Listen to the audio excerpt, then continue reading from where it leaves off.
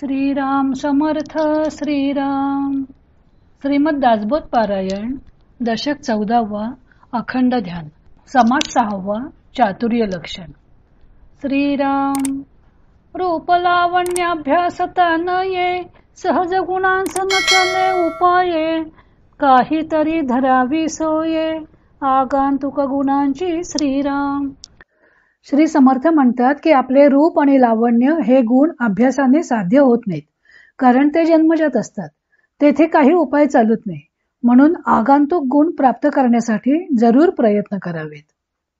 काळे माणूस गोरे होये ना, वनाळास यत्न चाले ना, मुख्यास वाचा फुटे ना, हा सहज गुण श्रीराम. काळा माणूस गोरा होऊ शकत नाही.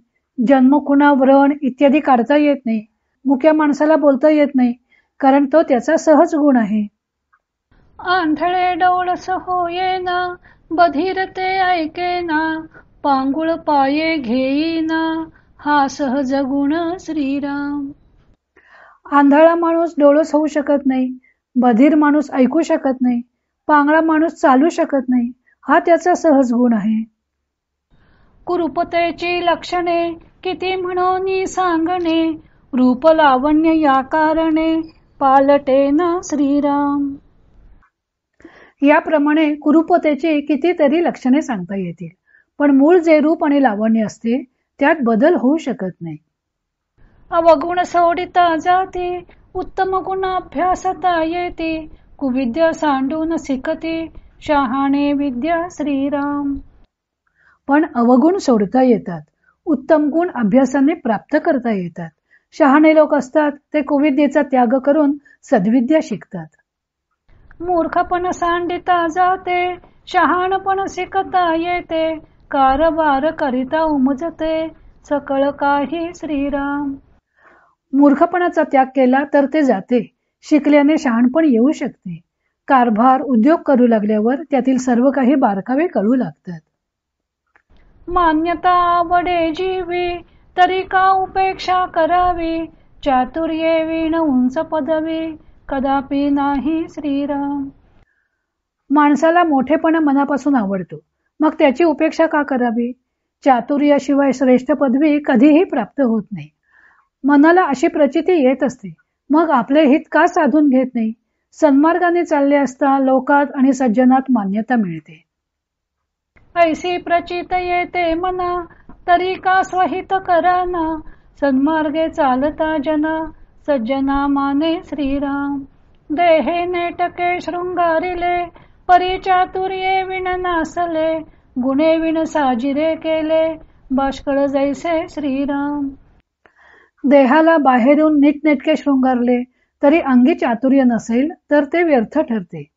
बाष्कळ माणसाच्या अंगी गुण नसताना त्याला सजवावे तसे हे आहे. अंतरकळा शृंगारावी, नाना परी उमजवावी, संपदा मिळवून भोगावी, सावकाश श्रीराम. म्हणून माणसाने आपले अंतरंग उत्तम गुणाने युक्त करावे, नाना प्रकारचे ज्ञान प्राप्त करावे आणि संपत्ती मिळवून सावकाश तिचा उपभोग घ्यावा. प्रयत्न करीना शिकेना, शरीर तेही कष्टवीना, उत्तम गुण घेईना, सदा कोपी श्रीराम. जो काहीही प्रयत्न करत नाही, काही शिकत नाही, शरीरास काहीही कष्ट पडू देत नाही आणि उत्तम गुणही घेत नाही, तो सदा चिडचिडत असतो. आपण दुसऱ्यास करावे, ते उसिने सवेची घ्यावे, जना कष्टविता कष्टावे, लागेल बहु श्रीराम. आपण दुसऱ्याशी जसे वागतो तशीच त्याची प्रतिक्रिया आपल्याला प्राप्त होते. आपण जर लोकांना त्रास दिला तर आपल्यालाही खूप त्रास सोसावा लागेल. न्याय वर्तेल तो शहाणा, अन्यायी तो दैन्यवाणा, नाना चातुर्याच्या खुणा, चतुर जाणे श्रीराम. जो न्यायाने वागतो तोच शहाणा होय, जो अन्यायाने वागतो तो दैन्यवाणा होय. जो चतुर असतो तोच चातुर्याच्या नाना खुणा जाणतो. जे बहुतांश मानले, ते बहुती मान्य केले, येर ते व्यर्थची गेले, जगनिंद्य श्रीराम. जी गोष्ट अनेकांना मान्य असते ती सर्व मान्य ठरते, या उलट जे अनेकांना मान्य नाही ते व्यर्थ होते, निंद्य ठरते. लोक आपणासी वोळावे किंवा अवघेच कोसळावे, आपणास समाधान फावे, ऐसे करावे श्रीराम. लोक आपणावर प्रसन्न होवोत अथवा आपल्या विरुद्ध जावोत, ज्या योगे आपणाला समाधान वाटेल तेच करावे. समाधाने समाधान वाढे, मित्रीने मित्री जोडे, मोडिता क्षण मात्र मोडे, बरेपण श्रीराम. समाधानाने समाधान वाढते, मैत्रीने मैत्री वाढते, पण चांगुलपणा नष्ट व्हायला एक क्षणही पुरेसा होतो. अहो का हो अरे का रे, जनी ऐकी जे ते की रे, कळता सताच कारे, निकामी पण श्रीराम. आपण अहो असे सन्मानाने संबोधले तर का हो असे आपल्याला संबोधले जाते. आपण अरे म्हटले तर का रे असे प्रत्युत्तर मिळते. असे हे लोकात ऐकू येते, दिसते. तरी कळत असून आपण अयोग्य वर्तन का बरे करावे. चातुर्ये शृंगारे अंतर, वस्त्रे शृंगारे शरीर, दोही मध्ये कोण थोर, बरे पाहा श्रीराम. एखादा चातुर्याने अंतरंग सजवतो, दुसरा कोणी उत्तम वस्त्रे धारण करून शरीर शृंगारतो. त्या दोघांमध्ये थोर कुणास म्हणावे हे विचार करून पहा बरं. बाह्याकार शृंगारिले, तेने लोकांचे हातास काय आले, चातुर्ये बहुतांशी रक्षिले, नाना प्रकारे श्रीराम. बाहेरून शरीरात शृंगारले त्यामुळे लोकांचा काय फायदा झाला. चातुर्याने अनेकांचे नाना प्रकारे रक्षण करता येते. बरे खावे बरे जेवावे, बरे ल्यावे बरे नेसावे, समस्ती बरे म्हणावे, ऐसी वासना श्रीराम. चांगले खावे, चांगले जेवावे, उत्तम वस्त्र ल्यावे, उत्तम वस्त्र नेसावे, सर्व लोकांनी आपल्याला चांगले म्हणावे अशी वासना इच्छा सर्वांनाच असते. तने मने झिजावे, तेने भले म्हणून घ्यावे, उगेची कल्पिता सिणावे, लागेल पुढे श्रीराम. शरीराने मनाने जो लोकांसाठी झिजतो, कष्ट करतो त्याला लोक भले म्हणतात. उगीच काहीच न करता जो बसून कल्पना करीत राहतो त्याला पुढे शिणावे लागते. लोकी कार्यभाग आडे, तो कार्यभाग जेथे घडे, लोक सहजची ओढे, कामासाठी श्रीराम. लोकांचे एखादे काम अडलेले असते, ते ज्याच्यामुळे पूर्ण होते त्याच्याकडे आपापल्या कामासाठी लोक सहजच आकर्षित होतात. म्हणून दुसऱ्यास सुखी करावे, तेने आपण सुखी व्हावे, दुसऱ्यास कष्टविता कष्टावे, लागेल स्वये श्रीराम. म्हणून दुसऱ्याला सुखी करावे आणि त्या योगे आपणही सुखी व्हावे. आपण जर दुसऱ्याला कष्ट दिले तर पुढे आपल्यालाही कष्ट सोसावे लागतात. हे तो प्रकटची आहे, पाहिल्या विण कामा नये, समजणे हा उपाय, प्राणी मात्रांसी श्रीराम. नीट जाणून घेतल्याशिवाय कुठलेही काम नीट होत नाही, ही गोष्ट प्रकटच आहे.